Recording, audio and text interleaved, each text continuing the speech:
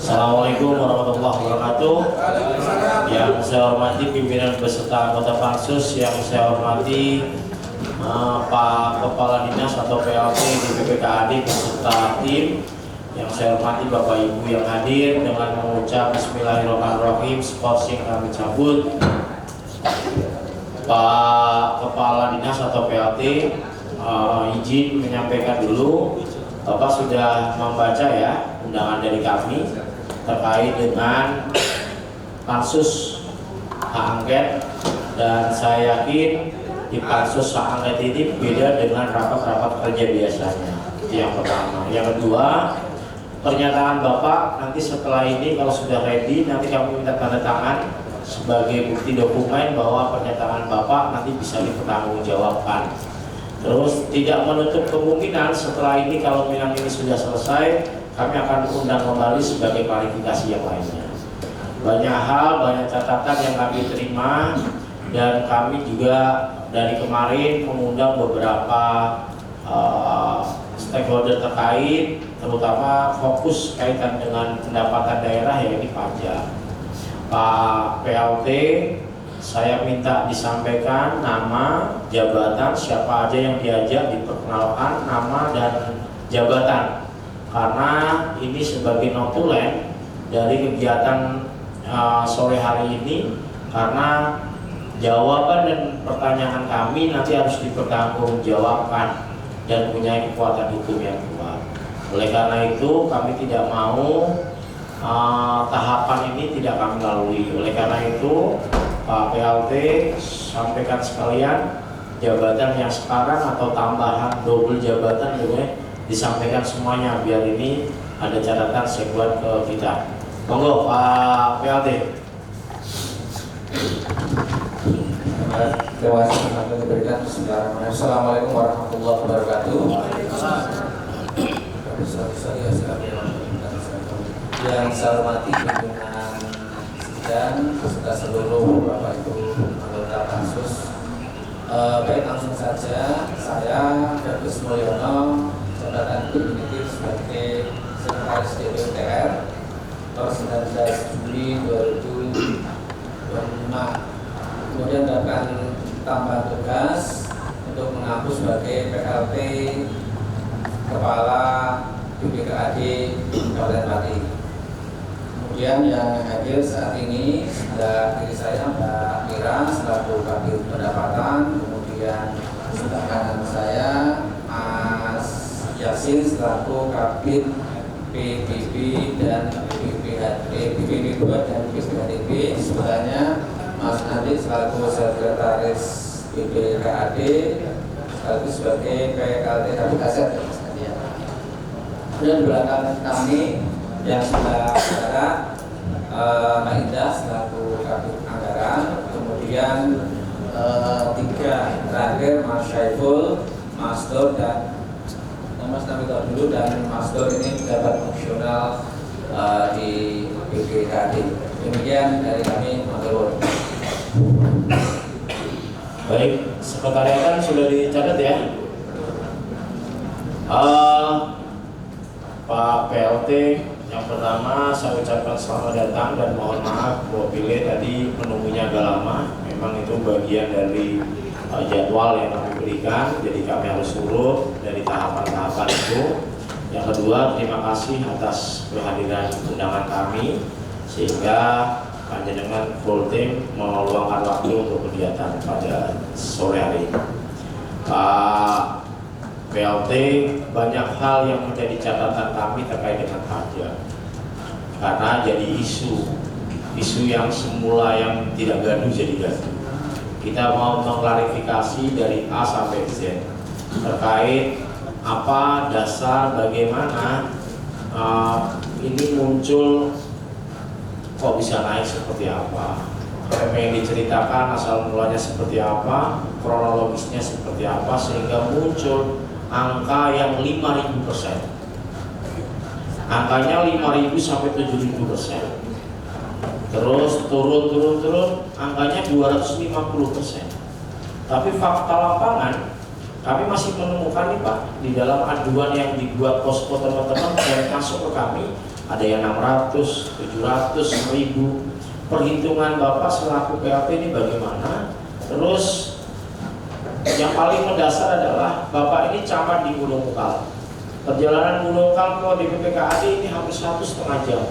Bagaimana Bapak mengatur ritme pekerjaan yang di kecamatan maupun di PKAD? Karena di kecamatan juga repotnya minta ampun. Apalagi kecamatan Gunung Kal, desanya naik gunung terus sampai ada solusi di PKAD dan tidak gampang menjadi karena orang tidak sedikit di sana. Baik, oleh karena itu Pak PLT bisa diceritakan kronologisnya biar kami memahami kondisinya awal seperti apa. Monggo. Baik, terima kasih pimpinan. Yang pertama klarifikasi.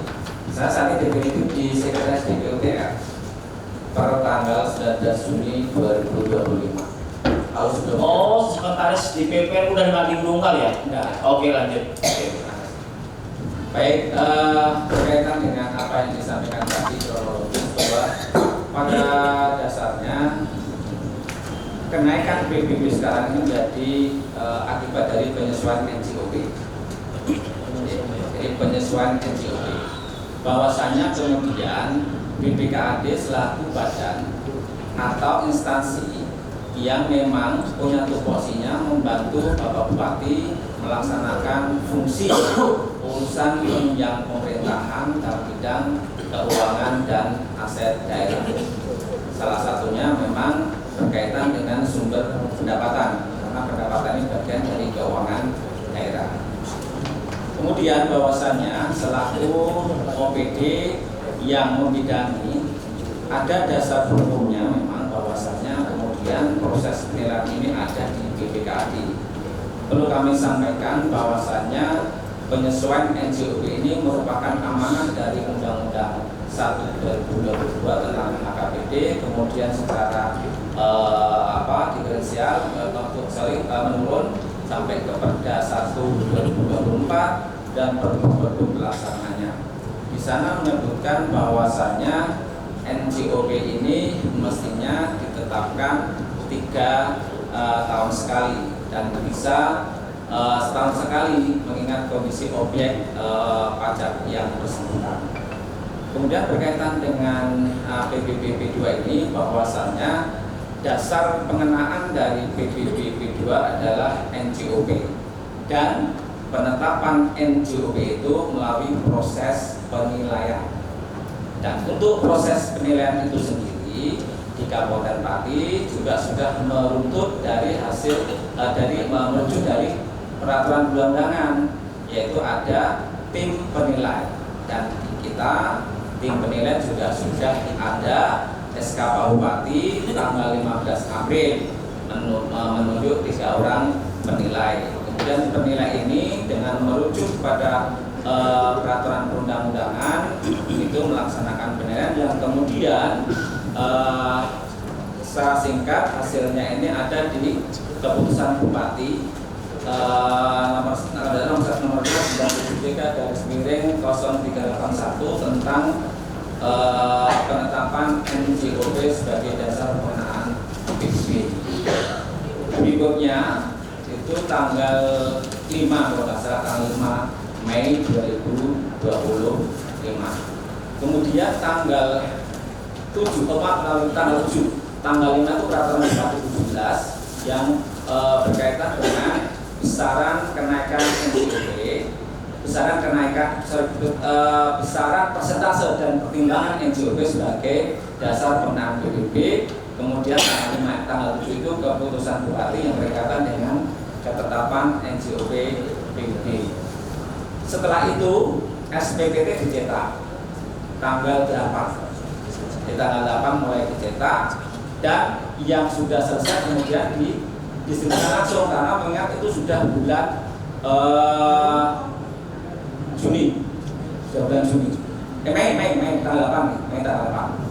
Nah, pada saat itulah kemudian diketahui dari hasil penyesuaian itu kenaikannya memang sampai ke ribuan persen ya.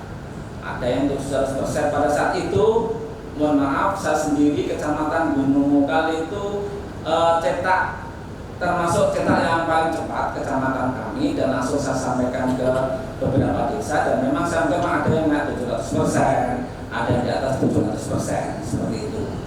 Nah kemudian berjalannya waktu ini kan kemudian sampai terdengar, kemudian juga kemudian Pak Bupati memanggil seluruh camat, kemudian Pak Bupati, saya juga ikut pada saat itu untuk berdialog. Itu pertengahan Mei ke atas lah, tanggal 18 atau berapa kurang hafal. Dan disitulah sudah terjadi dialog. Jadi yang kenaikan sampai ribuan persen ini disampaikan di forum itu, dan ada yang usul salah satu kepala desa dan benar-benar didukung oleh yang bisa diturunkan. Nah kemudian terjadi kesepakatan penurunan ini menjadi 250% maksimal. Jadi kenaikan maksimalnya 250%. Jadi angka 250% ini adalah kebijaksanaan Pak Bupati yang diambil berdasarkan hasil dialog itu untuk meredam bahwasannya sebelumnya ketika ada penyesuaian NJOP itu hasilnya adalah ketetapan PBB-nya itu mencapai ribuan persen. Ini bisa dimaklumi bahwasannya ketika kita melihat NJOP per meter persegi di tahun 2024 masih ada yang 5.000, masih ada yang 7,5, yang kemudian ketika disesuaikan dengan harga pasar ini bisa diperoleh juga dari catatan transaksi NJOP. NJOP ini kan nilai rata-rata transaksi jual beli yang dilakukan secara wajar. Dan ini bisa kita lihat ketika ada transaksi yang dicatatkan pada saat proses DPHTB. Jadi kemudian ketika dikroskan disandingkan antara SPPT sebelumnya 2024 kemudian dengan BPH harga jual beli ternyata jauh sekali. 5.000 bisa jadi di transaksinya itu per meter perseginya bisa mencapai 70.000, 100.000 seperti itu. Ini yang kemudian jadi gap. Nah itulah kemudian yang dijadikan dasar mengingat bahwasannya PBBB juga berdasarkan penyesuaian NJOP, maka mungkin tim penilai itu sudah menyesuaikan. Ini pun kami kira masih di bawah harga